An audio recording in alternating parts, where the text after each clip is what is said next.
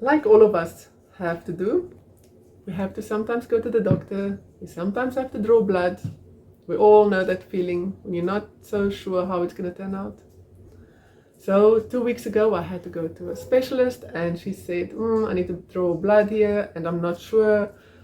So she drew my blood. I still don't have all the results, but at least that I've got is fine.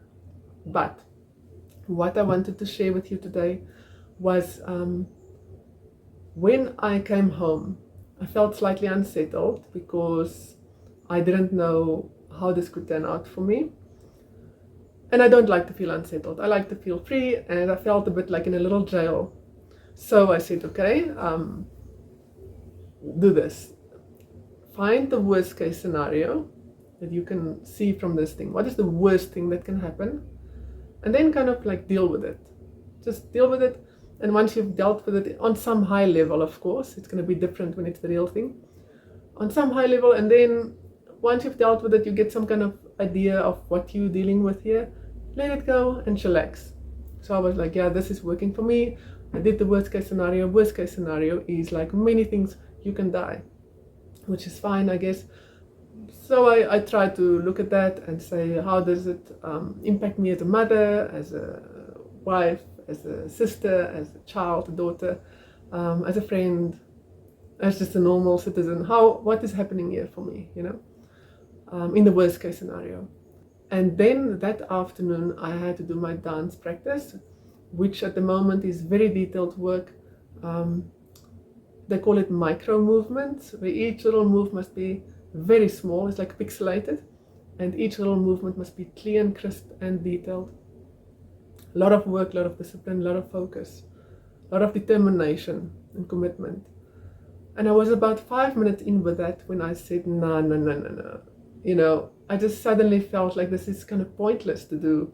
I would rather spend my time to go dance instead of developing this now. I don't feel like doing this today. I don't see the point really. If this was the worst case scenario, I would much rather just go dance, have fun.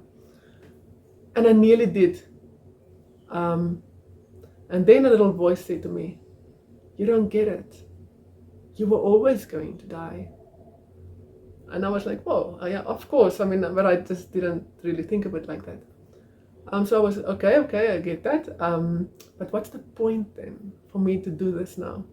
And then the little voice said, the point is that there is no point. And that to me was just like, boom, it hit me between the eyes. There never was a point. And you were going to die already, as you were already before these tests. You were going to die, and there was no point, ever. And that was nice for me, because then suddenly everything became alive. Even just drinking a cup of tea became alive because of its pointlessness. Everything just became alive, and I started to dance, and I started to work hard on those little pixels that I had to refine.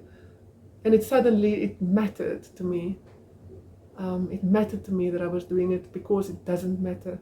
And because of the fact that it doesn't matter, and it matters, I did so much more. I put so much more focus into the moves. It mattered to me that even the smallest little thing must be perfect, because it's not important at all. I really loved that.